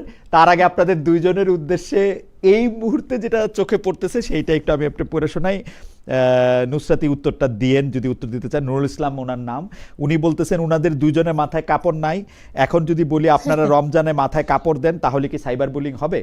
নুসরাত, আপনার কাছ থেকে শুনতে চাই যে আপনি কিভাবে ডিল করেন যে অসংখ্য সাইবার বুলিং দেন। আমি অ্যাকচুয়ালি ওই কমেন্টটাই দেখছিলাম এবং মনে মনে ভাবছিলাম যে ওনার কথার টোনটা কি, উনি কি খুব কাকুতি মিনতি করে বলছেন যে এটা কি সাইবার বুলিং হবে, নাকি খুব রেগে বলছেন যে এটাও কি সাইবার। আমি একটু মাথার মধ্যে এটা নিয়ে একটু ইমাজিন করছিলাম। তবে হ্যাঁ, এটা সাইবার বুলিং হবে। আচ্ছা, এখানে আমি একটা একটা কথা একটু অ্যাড করতে চাই জি খালেদ ভাই। জি জি উনি যে মানে রোজা রমজানের দিনে আমাদের মতো দুজন বেগানা নারীকে ড্যাব ড্যাব করে তাকিয়ে দেখছেন, আল্লাহ কি উনার নজরের বিচার করবেন না? আল্লাহ তো বলেছেন যে না, তোমার আপনি তো পর্দা তোমার চোখেও করতে হবে আপনি পুরুষের। আপনি আপনি তো তাহলে আপনি তো জানেন না উনি ড্যাব ড্যাব করে দেখছেন কিনা। উনি স্বাভাবিকভাবেও দেখতে না, পারেন, উনি তো কিন্তু দেখছেন, না উনি তো না, দেখছেন, উনি দেখা তো তো দেখছেন। দেখা তো আর এবং নিষেধ, দেখা তো আর নিষেধ নয়। তবে এখানে না, এখানে আমি একটা একটু আমি বিষয়, একটু তাবাসসুম আপনার অভিজ্ঞতা একটু জানতে চাইছিলাম যে আপনাকে নারিন যেটি বললেন যে তার বিরুদ্ধে আসলে কেস পর্যন্ত করা হয়েছে, প্রতিদিন সকালবেলা একটা, এবং মা পড়ছেন, ভাই পড়ছেন, সে পড়ছেন, আপনি এটি কিভাবে আসলে ডিল করছেন বা অন্যদের কিভাবে ডিল করার পরামর্শ দিবেন? ডিল করার জন্য অন্যদেরকে আমার আমার পক্ষ থেকে দেওয়ার মতো পরামর্শ খুব বেশি নেই, কারণ আমি আসলে খুব সাকসেসফুলি ডিল করতে পারছি, এই ব্যাপারটা এমন না। আমার প্রচুর ব্রেকডাউন হয়, আহ ভয়াবহ লেভেলের, এবং আমি মাঝখানের একটা অনেক লম্বা সময় আমি ক্যামেরা থেকে পুরোপুরি বিচ্ছিন্ন ছিলাম, পুরোপুরি দূরে ছিলাম। ইচ্ছা করে আমি ক্যামেরার সামনে আসি নাই শুধুমাত্র এই কারণে, বুলিং নিতে না পেরে। এটা নিয়ে আবার কথা হয়েছিল যে নুসরাত তাবাসসুম কই, তার রাজনীতি কই, তাকে তো দেখাই যায় না। এদিকে খেটে খেটে আপনি মরে যাবেন কিন্তু ক্যামেরার সামনে নাই তো নাই টাইপের একটা অবস্থা। এবং আমি আসলে খুব যে সাকসেসফুলি ডিল করছি ব্যাপারটা মোটেও এরকম না। এর বাইরে যেটা করি সেটা হচ্ছে একটু ইগনোর করার চেষ্টা করি, কমেন্ট দেখি না, ইগনোর করে যাই। এটাই আমি বরং নারিন আপা আপনি বরং আমাকে একটু ইনবক্স করেন যে আসলে ডিল করে একটু গোপন টেকনিক গুলো একটু ইনবক্সে বললেন। না, উনি তো বলছেন আর উনি সকালবেলা উঠে ঠিক করে আরো বেশি করে বলবে, এটা হচ্ছে না ওনার না না, টেকনিক। এটা এটা এটা এটা আমার এটা টেকনিক, টেকনিক, সত্যি। কিন্তু সিক্রেট কিছু থাকলে আমাকে জানাবেন। আচ্ছা, আর এর বাইরে একটা বিষয় আমি মনে করি যে আরেকটা কাজ আমরা করতে পারি, এই এই স্ক্রিনশট গুলো ওনাদের, মানে আমি খুবই জানতে আগ্রহী। আপা বলেছে যে আমাদের পরিবাররা, আমাদের মা বাবারা দেখছে, আমাদের ভাই বোনরা দেখছে, এবং নোবডি কেয়ারস অ্যাবাউট দেম। আমি অ্যাকচুয়ালি জানতে চাই যে যারা এই কথাটা লেখে, মনে করেন যে যেই ছেলে, একটা পুরুষ, 40 একজন পুরুষ, যার হয়তো মেয়েটা প্রাইমারি পার হয়ে মাত্র হাই স্কুলে গিয়েছে, যার হয়তো বউ আছে ঘরে, বোন আছে, বয়স্ক মা আছে, এবং তার পরিবারে অনেক নারী সদস্য। এই লোকটা যে ইনবক্সে এসে হয়তো তার বোনের বয়সী, তার মেয়ের বয়সী একটা মেয়েকে হুট করে এসে যা নয় তা বলে যাচ্ছে, আমি কি কি শব্দ ব্যবহার করে সেগুলো আর বলছি না, কিন্তু যে যা নয় তা বলে যাচ্ছে, হতে পারে সে খুবই লাভিং ফাদার, খুবই লাভিং হাজবেন্ড। আবার এটাও হতে পারে, বাংলাদেশের প্রেক্ষাপট তো আসলে অপটিমিস্টিক হতে পারে না, হতে পারে সেও আসলে বউ পিটায়। বাট হোয়াট এভার, সে যে আসলে বাইরের মেয়েদেরকে এরকম ভাবে কথা বলে, তার নিজের মেয়ের সাথে তার আচরণটা কেমন আমি খুব জানতে আগ্রহী। এই যে এতজন মেয়েদেরকে বুলি করে ক্যামেরার ওপাশ থেকে, এবং আপনি একটু আগে বললেন না যে ড্যাব ড্যাব করে তাকিয়ে আছে, আপনি কিভাবে বুঝতে পারছেন? এটা খুবই গুরুত্বপূর্ণ একটা কথা, কারণ ক্যামেরার ওই পাশে যারা থাকে বা কমেন্ট বক্সে যারা থাকে, যাদেরকে আমরা আসলে দেখতে পারি না, তারা যে আসলে ঠিক কতখানি ড্যাব ড্যাব করে তাকায়, নাকি আদৌ ড্যাব ড্যাব করে না তাকিয়ে অন্য কোনো ভাবে তাকায়, অন্য কোনো ইন্টেনশন নিয়ে তাকায়, আমরা তো জানি না। এবং তারা যখন কমেন্ট করছে তারাও খুব ভালোভাবে জানে যে আমরা জানি না তারা কারা, না আমরা তাদের চেহারা চিনি, না তাদের পরিবারকে চিনি, না তাদের ইন্টেনশন সম্পর্কে আমাদের কোনো ধারণা আছে। এই জন্যই এই জিনিসগুলো এত আরো সহজ হয়ে যায়। এটা যদি অফলাইন হতো, এই চিন্তা করুন, এই আলোচনাটা একটা খোলা মাঠে হচ্ছে, একটা গোল টেবিলে হচ্ছে, এবং এই পুরুষ মানুষগুলো আমাদের চারপাশে। অবশ্যই এখন পরিস্থিতি যা দাঁড়িয়েছে, আমি খুব অবাক হব না সেখানেও যদি হয়। আচ্ছা, প্রথম কথা হচ্ছে যে সন্তোষ মুখার্জি উনি বলছেন, জনাব খালেদ সাহেব আপনার শো বা আলোচনা দেখতে আগে ভালো লাগতো, কিন্তু এখন আর ঝাঁঝালো নাই, তাই অনুরোধ রইল আগের মতো ঝাঁঝালো প্রশ্ন করতে। আমি একজন শ্রোতা, আমার কথা ভালো লাগলে একটু দেখিয়েন। ভালো লাগছে ভাই আপনার কথা, থ্যাংক ইউ। আমি আরেকটা বিষয়, এটা হচ্ছে যে আমাদের রিসার্চ টিমের একজন আমার একটু দৃষ্টি আকর্ষণ করেছেন, নুসরাত, এই প্রশ্নটা আপনাকে একটু করার জন্য। আপনার একটা উদ্ধৃতি, সেইটার ব্যাপারে আপনি কোনো মন্তব্য করবেন কিনা। সেইটা হচ্ছে 28/12/2025 আপনি লিখেছিলেন, আজ 28/12/2025 ঠিক 10 মাস পরে জামাত ইসলামী সহ 10 দলীয় জোটে বিভিন্ন শর্ত সাপেক্ষে অংশগ্রহণের মাধ্যমে আমি মনে করি এনসিপির সর্বোচ্চ নেতৃবৃন্দ এবং নীতি নির্ধারকেরা নিজেরাই এনসিপির মূল বক্তব্য থেকে চ্যুত হয়েছেন। এই বিষয়ে আপনি কোনো মন্তব্য করবেন কিনা? এটা আপনার ফেসবুক পেজ থেকে নেওয়া হয়েছে। হ্যাঁ, আমার মনে পড়েছে পোস্টটির কথা। হ্যাঁ, আমি আসলে ওই মুহূর্তে ওরকমটাই মনে করছিলাম, এবং সত্যি কথা বলতে ফেসবুক তো খুবই ব্যক্তিগত একটা জিনিস, সেখানে সেটাই বলা হয় যেটা আমরা নিজে ভাবি। এবং পরবর্তীতে আমি এটা নিয়ে আমাদের মানে টপ লিডারশিপকে আমি প্রশ্নও করেছি। তাদের জবাব আমাকে ওইটাই দেওয়া হয়েছিল যেটা একটু আগে আমি আপনাকে দিয়েছি, যে এটা একটি রাজনৈতিক জোট। ওকে। এবং রাজনৈতিক দলের কাজ অবশ্যই অনেকগুলো লক্ষ্যের মধ্যে একটি লক্ষ্য হচ্ছে সরকার গঠন করে তাদের নিজস্ব চিন্তা ভাবনা এবং দেশের জনগণের আশা আকাঙ্ক্ষাকে মিলিয়ে সরকার গঠন করে দেশের শাসন ব্যবস্থার হাল ধরা। বাংলাদেশের প্রত্যেকটি রাজনৈতিক দল এই স্বপ্ন দেখে বলেই আমি বিশ্বাস করি। ওকে। যেহেতু এটা একটি নির্বাচনকালীন জোট, আমি উত্তরটিকে গ্রহণ করেছি। আমি অন্য মানে রাজনীতির একটু প্রসঙ্গে আসি, বা নতুন সরকারের সময় দেশের প্রসঙ্গে আসি। আমরা নতুন সরকারের স্বরাষ্ট্রমন্ত্রীর কাছে শুনেছিলাম যে এইবার কোনো মব বা ওরকম দঙ্গলবাজিকে আর কোনো অ্যালাউ করা হবে না, কিন্তু আমরা 7ই মার্চের ভাষণকে কেন্দ্র করে আমরা দেখেছি যে দুজনকে ধরে নিয়ে থানায় দিয়ে আসা হয়েছে, একজনকে বেঁধে রেখে গাছের সাথে বেঁধে রাখা হয়েছে। এই বিষয়ে আমরা দুজনের মন্তব্য একটু শুনতে চাই। প্রথমে নুসরাত থেকে শুরু করি, যে নুসরাত, আপনি কি মনে করেন যে এটা কি ঠিক হয়েছে? মানে 7ই মার্চকে বা 7ই মার্চের ভাষণকে কেন্দ্র করে প্রহার করা, তারপরে হচ্ছে যে যারা মেরেছে তারাই আবার তাদেরকে থানায় দিয়ে আসা, প্রকাশ্যে এসে এগুলি বলা, মানে মারছি, ভালো করছি, এইটা আমরা ঠিক হয়েছে কিনা? দেখুন, মারধরকে তো আসলে সত্যি কথা বলতে সে অর্থে কখনোই সমর্থন করা যায় না, কিন্তু আপনি কি শিওর যে 7ই মার্চের ভাষণ চালানোর জন্যই তাদেরকে মারধর করা হয়েছে? তারা ক্যাম্পাসে এবং বিভিন্ন জায়গাতে এর আগে ছাত্রলীগের হয়ে মারামারি করা এবং ছাত্রলীগের হয়ে প্রকাশ্য ফুটেজ থাকা, কেন আমার একটু মনে হচ্ছে 18 মাস তো হয়ে গেল। আপনি কি শিওর যে তারা 18 মাস তারা মানে পলাতক ছিল না? তাদেরকে এর আগেও দেখা গেছে। এবং তার চাইতে বড় কথা, আপনি কি শিওর যে 7ই মার্চের ভাষণটা শুধুমাত্র 7ই মার্চের ভাষণের প্রতি ভালোবাসা থেকেই বাজানো হয়েছে? কোন রকম ভাবে পলাতক দল এবং খুনি হাসিনাকে লেজিটিমেট করার ইচ্ছা থেকে করা হয় না? আপনি শিওর কিনা? কারণ কেন বলছি, আমি ওই যে এই কথাটা আমি 8ই মার্চে আমি এক জায়গায় বলেছিলাম, এবং সেটা নিয়ে মানুষজনের মধ্যে খুব চর্চাও দেখছি, যে আসলে 7ই মার্চের ভাষণকে তাহলে বাজানো যাবে না কিনা। আমার কথা হচ্ছে, যারা মানে মিত্রপক্ষ, এটা যুদ্ধ আইন যতটুকু আমি জানি, যে আপনার মিত্রর সাথে আপনার সাময়িক অসন্তোষ তৈরি হয়েছে বা কোনো একটা কিছু নিয়ে মতদ্বন্দ্ব চলছে, তার মানে আপনি এমন কিছু করতে পারেন না যেটা আপনার শত্রুকে ফ্যাসিলিটেট করবে। আপনার কাজ সেটা যদি গোলাম রাব্বানি সেলিব্রেট করে, আপনার কাজ সেটা যদি আওয়ামী লীগের ল্যাসপেন্সাররা সেলিব্রেট করে, আপনার কাজ যদি হাসিনা সেলিব্রেট করে, তাহলে আপনার কাজের ইন্টেনশন এবং আপনার কাজের কনসিকুয়েন্সেস নিয়ে আপনার যে বিবেচনা, সেটাকে আমি সন্দেহ করি। তবে হ্যাঁ, মারধরকে আমি কোনোভাবেই সমর্থন করি। ওকে, আমি এটাকে নিয়ে দুইভাবে প্রশ্নটা করতে চাই।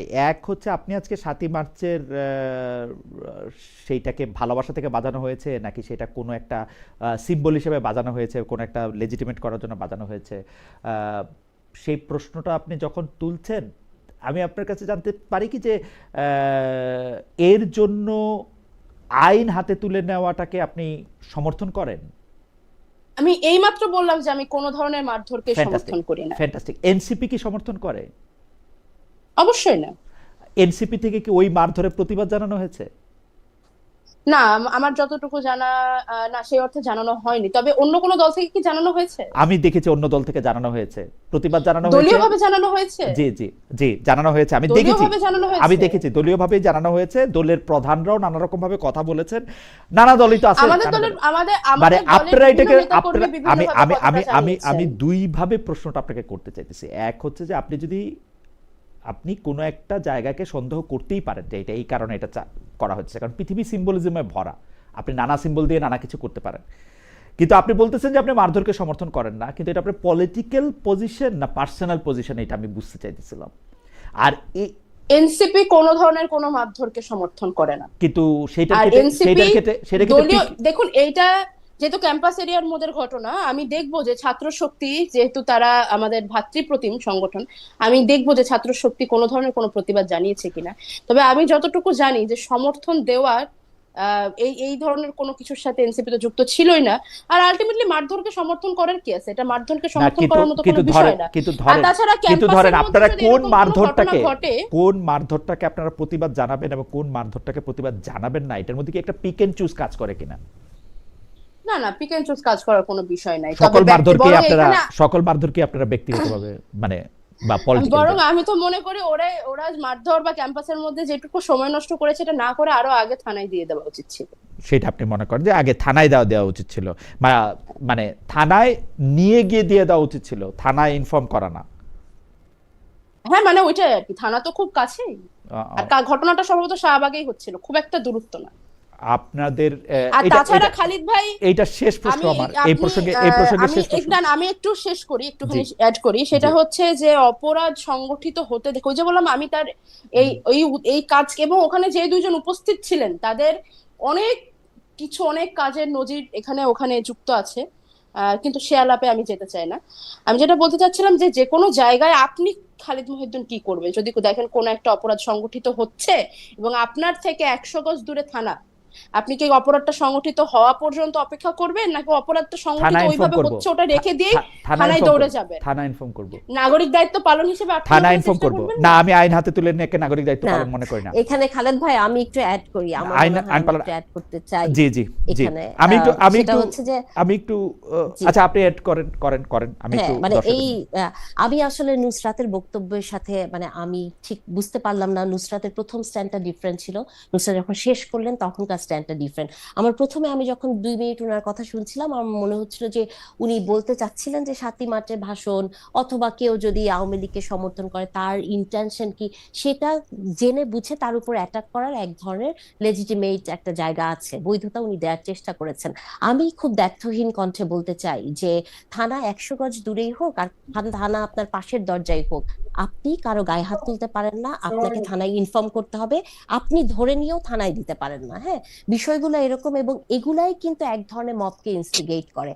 আমি মনে করি যে এই জায়গাটা আমাদের সবার ক্লিয়ার হওয়া দরকার যে ইতিহাসই, এবং এই ইতিহাসকে আপনি যদি খালি এমন করে দেখেন যে জুলাইয়ের চোখ দিয়ে ইতিহাসকে দেখেন তাহলে কিন্তু হবে না। এটা বলার পর আমি প্রচুর গালি খাবো আমি জানি, কিন্তু তারপরও আমি বলতে চাই, এই কারণেই বলতে চাই 7ই মার্চের ভাষণ কেউ যদি প্রচার করে সেটা তার এক ধরনের স্বাধীনতা। সে এখন কেমন করে সাউন্ড নয়েজ করছে কিনা, নয়েজ পলিউশন হচ্ছে কিনা, কোন জায়গায় করছে, সেগুলো হয়তো আপনার দেখার বিষয় হতে পারে, কিন্তু তার জন্য বা আমি এটাও বিশ্বাস করি যে আপনি শেখ হাসিনাই বলেন বা যাকেই বলেন কারো গায়ে হাত তোলার অধিকার কারো নাই, এটা আপনি করতে পারেন না কোনোভাবেই করতে পারেন না। এটার ক্ষেত্রে যে জনপ্রিয় এন্টিথিসিসটা আমি যেটা খুবই বলা হয়, দুঃখিত খালিদ ভাই, আমি একটু বলি খালিদ ভাই, আমি একটু বলি, আমি খুবই দুঃখিত এবং নাহরিন আপা সম্ভবত আমার প্রতি একটু ডিসঅ্যাপয়েন্ট হয়েছে, কিন্তু আমি জুলাইয়ের চোখ দিয়েই সবকিছু দেখি। আমার জীবনের সবচাইতে বড় ঘটনা জুলাই। আমি জুলাইতে আমার আশেপাশে আমার সহযোদ্ধাদের আহত হতে দেখেছি, আমি আমার সহযোদ্ধাদের খুন হতে দেখেছি। না আপা প্লিজ আমি একটু শেষ করি,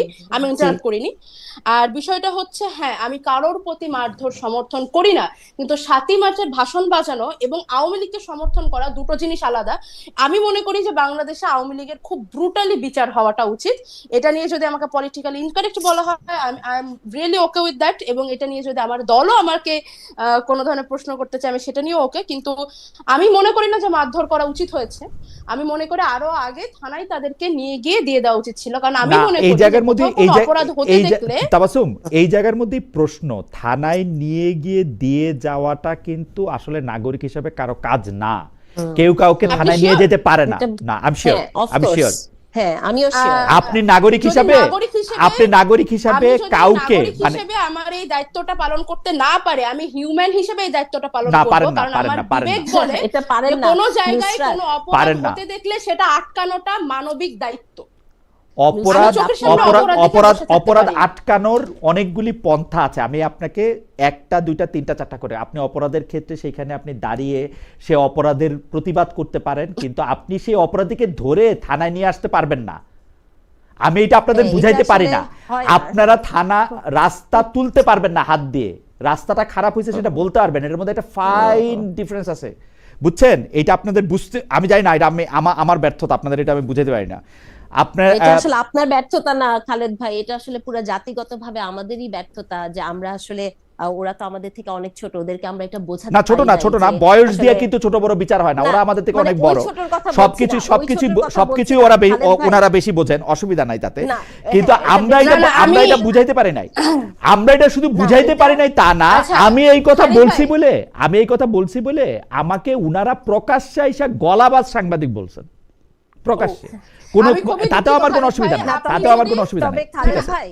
আপনি যদি এটাকে আপা একটু আমাকে নিয়ে বলছে তো, আপনি যদি এটাকে আপনাদের ব্যর্থতা হিসেবে দেখতে চান, আমার কোনো আপত্তি নাই, আপনি আপনাদের ব্যর্থতা হিসেবে দেখতে পারেন। তবে আমার কথা হচ্ছে, আমরা সরাসরি রাস্তাতে পুলিশের মুখ থেকে সহযোদ্ধাকে ছিনায় এনে ব্যারিকেডের পেছনে লুকায় আবার ঢিল ছোড়া, মানে ওইখান থেকে উঠে আসে এই চেয়ারে। তো আমাদের পক্ষে এগুলো মেনে নেওয়া খুব না।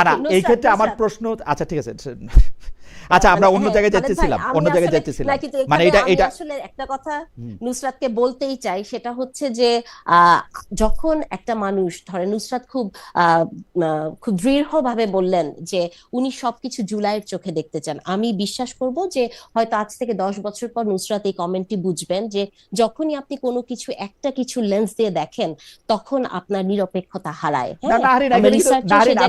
বলতে চাই, আমার কাছে জুলাইয়ের চোখ হচ্ছে বৈষম্য বিরোধী চোখ, আমার কাছে জুলাইয়ের চোখ হচ্ছে সকলের জন্য ন্যায় বিচারের চোখ, আমার কাছে জুলাইয়ের চোখ হচ্ছে আমি কোনোদিন কোনো কিছু নিজের হাতে তুলে নেব না সেইটার চোখ। আমি আন্দোলন করছি, আমি বিপ্লব করছি সেটার জন্য। দেখেন, আমাকে বাংলাদেশে থেকে ছাত্রলীগের সাথে দিনের পর দিন ঝগড়া করতে হয়েছে, ডিজিটাল ফুটপ্রিন্ট সব আছে, যে আপনারা কেন নূরকে মারলেন, আপনারা কেন অমুকের জায়গায় হাত তুললেন, আপনারা কেন এটার মধ্যে থেকে ঢুকলেন, প্রতিদিন এই কথা বলতে হয়েছে। ছাত্রলীগ তখন কি বলতো আমরা 1971 সালে বাংলাদেশ স্বাধীন করছি, আওয়ামী লীগ সেটা করছে, সেজন্য আমরা এটা করব না। আপনি কি তাহলে খালেদ ভাই যে কথাটা বললেন যে 71 নিয়ে যেরকম করে 71 কে পলিটিসাইজ করা হয়েছে, আমি কিছুই বলতে চাই না, আমি কিছু বলতে চাই না। কেন? আমি বরং আশায় আছি এই যে রাস্তা থেকে কার্পেটটা তোলা যায় না, এই যে অপরাধীকে ধৈর্য 3 জন মিলে যে থানায় নিয়ে আসা যাওয়া যায় না, এইটা কোনো না কোনো দিন জুলাইয়ের চোখ দিয়েও দেখা যাবে আর কি। জি বল। অথবা ধরেন 10 বছর সময় দেন, ভেবে দেখি কি করা যাক।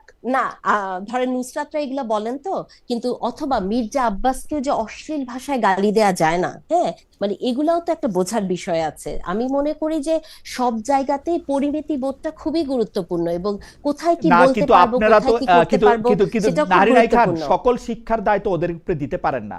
মির্জা আব্বাসকে যদি এইভাবে গালাগালি নাসিরউদ্দিন পাটোয়ারি না করতেন, তাহলে নাসিরউদ্দিন পাটোয়ারিকে ওখানে দাঁড়াইতেই দিতেন না আপনারা। মির্জা আব্বাসের প্রতি, হ্যাঁ, নাসিরউদ্দিন পাটোয়ারি মিডিয়ার মনোযোগ নেওয়ার জন্য, এবং মির্জা আব্বাসও কিন্তু কোনো, আমি বলতেছি মির্জা আব্বাসও কিন্তু কোনো কাকরাইল মসজিদের ইমাম না। মির্জা আব্বাসও অন্যান্য মানুষকে নিয়ে যেগুলি বলেন সেগুলো কিন্তু সহজ না। খালেদ ভাই, আপনার মতো একজন সাংবাদিক যদি এই কথাটা বলেন যে উনি কাকরাইল মসজিদের ইমাম না, কাকরাইল মসজিদের ইমাম অথবা একজন রাস্তার খুবই নিকৃষ্ট একজন মানুষ, তাকেও কি আপনি কি এটা বৈধতা দিতে চান এই ভাষার ব্যবহারগুলো? এটা না না, করলে আমি আমি খুব দুঃখ নাসিরুদ্দিন পাবো। পাটোয়ারিকে বৈধতা দিচ্ছি না, কিন্তু আপনি না যখন সেটা বলছি না, কিন্তু আপনি যখন এটা আমি বলতেছি, বলছেন আমি কারেক্ট আমি করি, খুব আমাকে কিন্তু আমি শোনেন, আমাকে আমি কারেক্ট করি।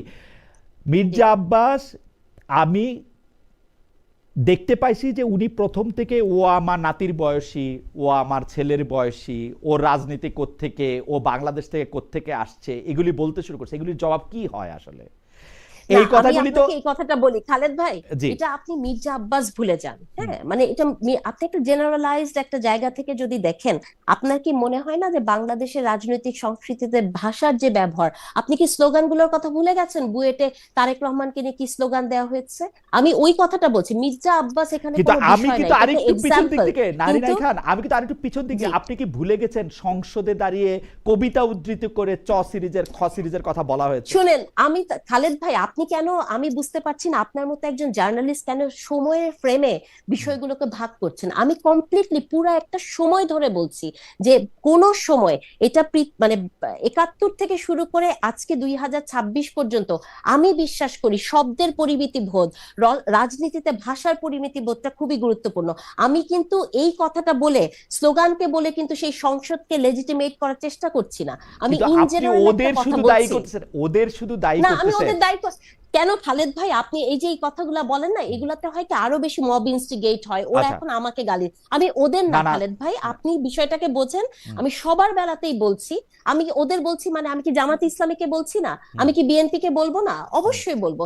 আপনি যদি আজকে আমাকে বলেন যে নারীর প্রতি সহিংসতায় বিএনপি বা যে কয়টা রেপ হয়েছে, আমি তো দেখি নাই যে বিএনপি রাজনৈতিক ভাবে, বিএনপির কথা বলছি না, মানে বিএনপি তো এখন সরকারের সাথে ব্লেন্ড হয়ে গেছে। আমি এটারও তীব্র প্রতিবাদ জানাই যে যখন একটি রাজনৈতিক দল সরকারে আসবে, সেই রাজনৈতিক দলটা অলওয়েজ নিজেকে সরকার ভাবে, কিন্তু সরকার এবং রাজনৈতিক দল আলাদা।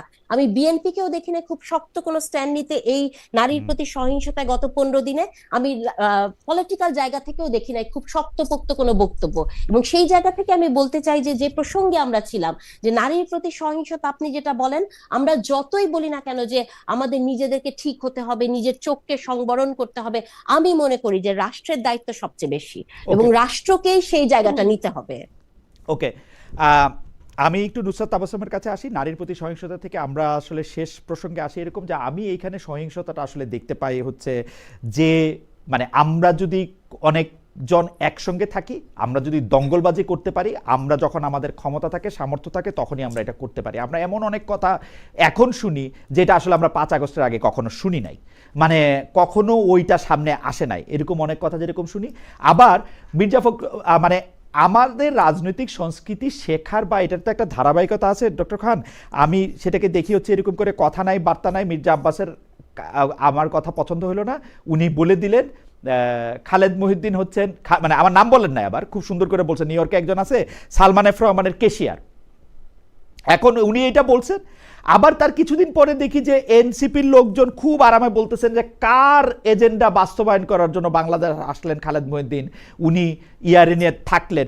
মানে প্রতিপক্ষ দূরে থাক, একজন সাধারণ মানুষকে সাধারণভাবে বা একটা সাংবাদিককে সাধারণভাবে দেখারও আসলে চোখ নাই, যতক্ষণ পর্যন্ত আমাদের এই দঙ্গলবাজি আমরা করতে পারি, মানে অনেকে মিলে একজনকে অ্যাটাক করা যায়।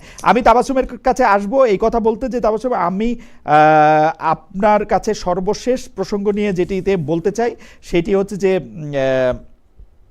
এই সরকারের কাছে আপনাদের চাওয়ার কোনো প্রায়োরিটি এরকম করে ঠিক করা আছে কিনা, যে এই কয়টা জিনিস সবার আগে আপনারা দেখতে চান, এবং থাকলে সেগুলি কি, এবং সরকার জুলাই সনদ, জি জি, আমার প্রশ্ন, জুলাই সনদ, জুলাই সনদ, জি, গণতন্ত্র, হুম, সুষ্ঠু ক্ষমতা হস্তান্তর, অর্থাৎ মেয়াদ শেষ হওয়ার পরে একটি সুষ্ঠু নির্বাচন।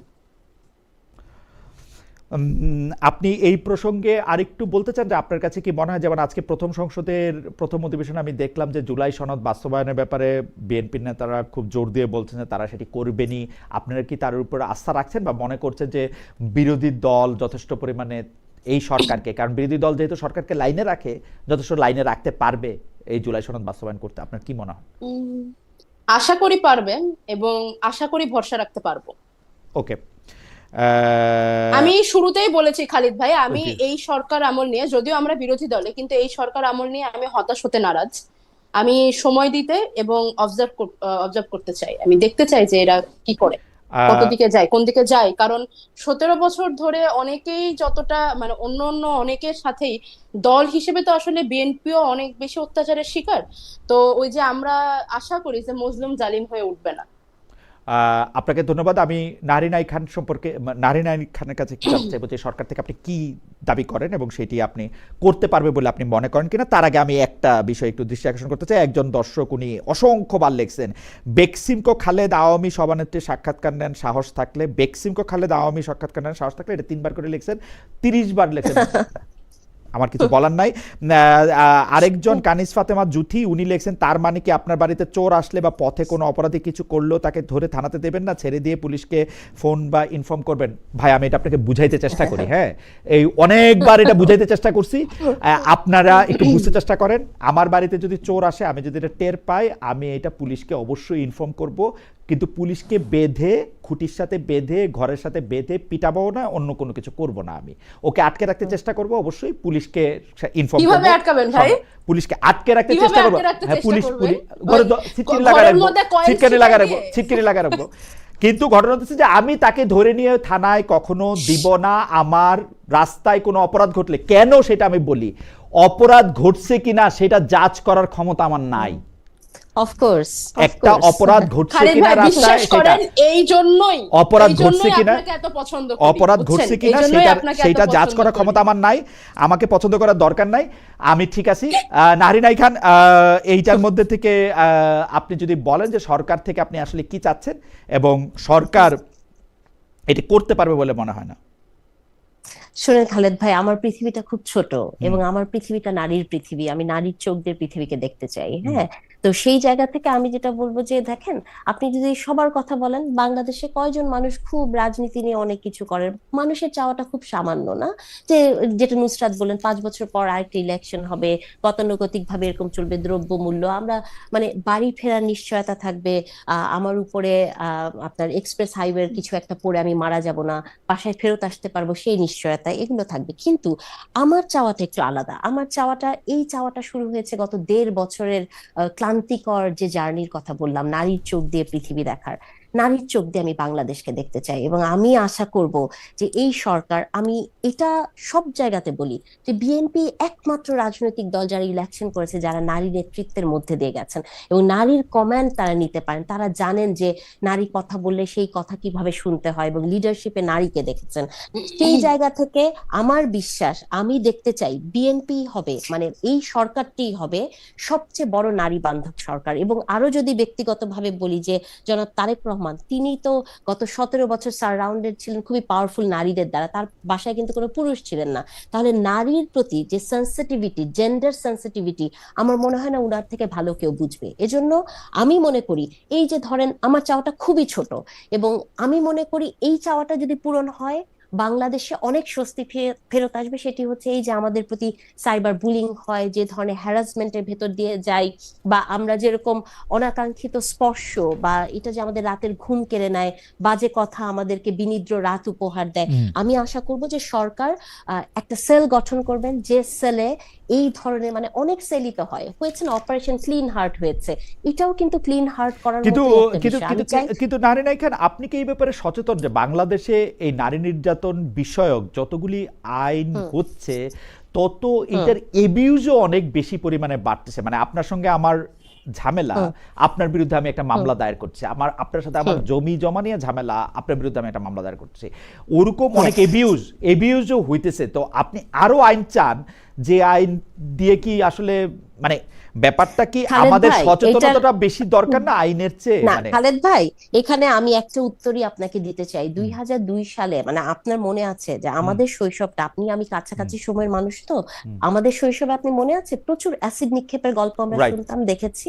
এখন দেখেন সিগনিফিকেন্টলি এটা কমে গেছে। কি কারণে? 2002 সালে যে আইনটি করা হয়েছে, প্রচন্ড শক্ত একটা আইন করা হয়েছে। তো আমি মনে করি সচেতনতাটা কিন্তু আসে আইনের। আপনি যার জার্মানি থেকেছেন, আপনি দেখেন নাই? আপনি তো এখানে হয়তো রাস্তায় একটা থুতু ফেলতে পারেন বা ময়লা ফেলতে পারেন, জার্মানিতে সেটা করতে পারেন নাই। আইন হচ্ছে এমন একটা জিনিস, এবং এটা শুধু আইন করলেই হবে ওকে, না। আপনি যেটা বললেন যে এটাও সত্য কথা যে আইনের মানে অপপ্রয়োগ হয়। তো অপপ্রয়োগটা হয় কাদের মাধ্যমে? যারা আইন পরিচালনা করেন, যারা ওকে। পুলিশ থাকেন। আমার মনে হয় যে যখনই আপনার বক্তব্য আহ, আমার মনে হয় যে আপনার বক্তব্য জি, পরিষ্কার। আপনি একটি শক্ত আইন চান, দরকার হলে মানে এটার প্রয়োগও এটার মধ্যে থেকে চান, এবং এটার ফলে আপনি নারীর চোখ খুব দিয়ে এটা দেখতে খুব চান। করে চাই, নুসরাত করে তাবাসসুম, চাই। আপনি কি এক লাইন কিছু বলতে চান? আমাদের অনুষ্ঠান একদম শেষ পর্যায়ে, আমরা শুধু এখন জরিপটা পড়ে তারপরে এটা শেষ করব। আপনি কি আইনের আহ, ব্যাপারে কিছু বলতে আমি চান? ওই যে বললাম, আইনের ব্যাপারে আমি শুধু এটাই বলি যে জনাব তারেক রহমানের উচিত বিএনপির গত দুটো শাসনামল মাথায় রেখে সেই সময়ে কি কি ভুলভ্রান্তি বলা হলো, কি কি অসুবিধা ছিল, সেগুলো মাথায় রেখে করা। কারণ আমি আসলে মনে করি না, মানে আশা রাখি অবশ্যই, কিন্তু নারী বান্ধব কোন এই সরকারটি সর্বোচ্চ নারী বান্ধব হবে এরকমটা আমরা স্বপ্ন দেখতে পারি, কিন্তু কিন্তু এরকমটা আমি ভাবতে পারি না। ওকে, কারণ আমি দেখেছি যে এই সরকারের সংসদেও খুব অনেক বেশি, অবশ্যই এটা আমার দলও খুব একটা নারী মনোনয়ন দেয়নি, 30 ভাগ 20 ভাগের 2 ভাগ, তো আমি বলতে পারি যে তবুও এটা হচ্ছে সবচেয়ে 10%। হ্যাঁ, 10%। তবুও তবুও সবচেয়ে বেশি সবচাইতে দিয়েছে, বেশি। সবচেয়ে বেশি দিয়েছে। হ্যাঁ, না না, ঠিক তো আছে। আমি আসলে মনে করি না যে এই স্বপ্ন সরকারটি আছে, খুব বেশি নারী বান্ধব হবে, কিন্তু আমি স্বপ্ন দেখতে চাই। স্বপ্ন আর আছে। লাস্ট কথা যদি আমি বলি যে আমি নারীর চোখ দিয়ে কতটা কি দেখি সেটা জানি না, তবে রাজনীতিটা মানুষের চোখ দিয়ে দেখতে চাই। আর সেখান থেকে আমি যেটা বলতে চাই সেটা হচ্ছে যে জুলাই সনদ, গণতন্ত্র এবং সুষ্ঠু সরকারি ক্ষমতা হস্তান্তর, এই 3টি জিনিস এই সরকার যদি করে যেতে পারে, আমি ব্যক্তিগতভাবে বেশ সন্তুষ্ট থাকবো আমার ওকে, রাজনৈতিক সহকর্মীদের নিয়ে। ওকে। আমাদের যে আজকে আমরা দর্শকদের উদ্দেশ্যে যে প্রশ্ন করেছিলাম, সেই প্রশ্ন হচ্ছে জুলাই জাতীয় সনদ বাস্তবায়নে বিএনপি অঙ্গীকারবদ্ধ, বলছেন স্বরাষ্ট্রমন্ত্রী সালাউদ্দিন আহমেদ। দর্শকদের কাছে আমরা প্রশ্ন করেছিলাম এরপর এই সনদ বাস্তবায়নে আর কোনো অনিশ্চয়তা থাকে কিনা বলে মনে করেন কিনা। শতকরা 78% মনে করছেন যে অনিশ্চয়তা আছে, শতকরা 22% মনে করছেন যে না, অনিশ্চয়তা নাই। 17,000 দর্শক আমাদেরকে ভোট দিয়েছেন। ডক্টর নাহারিন আই খান এবং নুসরাত তাবাসসুম, আপনাদের দুজনকে অনেক ধন্যবাদ। খালেদ ভাই, জি, এখানে আমি জাস্ট একটা কথা শুধু নুসরাতকে বলতে চাই। নুসরাত যেহেতু নারী শক্তি, আমি এই যে প্ল্যাটফর্মটি উনারা করেছেন, আমি আসলে চাই এই নারী শক্তিটি খুব ভালো করে কাজ করবে। তবে নুসরাতের কাছে অনুরোধ যে উনারা যে 3জন এখানে মুখ্য হয়ে আছেন, আমি বিশ্বাস করব, কারণ তাদের মানে প্রিভিয়াসলি যদি আপনি ফেসবুকের ইগুলো দেখেন, আপনি দেখবেন যে তাদের অনেকেই, তাদের মধ্যে 2-1 জন একেবারেই নারী বান্ধব না। আপনারা, আমার এক্সপিরিয়েন্স থেকে বলি যে আমরা যখনই তাদের সাথে টক শোতে যাই, একজন নারী ধরেন আমাদের ছবি দিয়ে অনেক বাজে কমেন্ট লেখেন। তা আমি আশা করবো যে নুসরাতরা যাতে এই সংকীর্ণতা থেকে বের হয়ে যে নারী নারী বান্ধব হয়, এই প্ল্যাটফর্মটা যাতে সবচেয়ে বেশি নারী বান্ধব হয়, সেই শুভকামনাটা আমরা করছি। আমি আপনার পরামর্শ মাথায় রাখবো আপা, ধন্যবাদ। Thank Nusrat you, Tabassum, thank অনেক ইউ। ধন্যবাদ, অনেক ধন্যবাদ ডক্টর নাহারিন আই খান। দর্শক, আমরা নিশ্চয়ই আপনাদের